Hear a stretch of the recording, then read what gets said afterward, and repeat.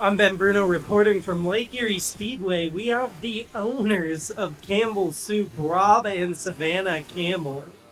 We're gonna find out what makes. Damn it! We're gonna find out what makes Campbell's Soup so delectable.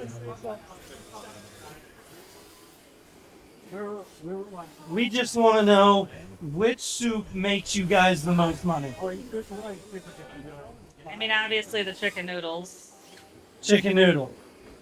Which soup makes you the most money? Money?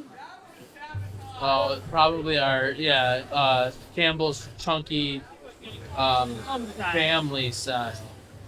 Which one's your guys' favorite? I like beef and barley. I'm really into just like the traditional. Alphabet. I like soup. I just like soup. The people want to know if we can have boar's head soup. We can make it happen. I'm gonna call the office right now. Yeah. Have you guys heard about the boar's head scandal lately? No. No. Are you guys familiar with what boar's head is?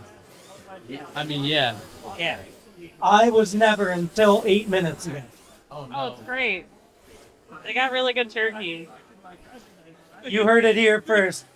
Campbell's Soup, boar's head combo as soon as boar's head gets out of the thick of this.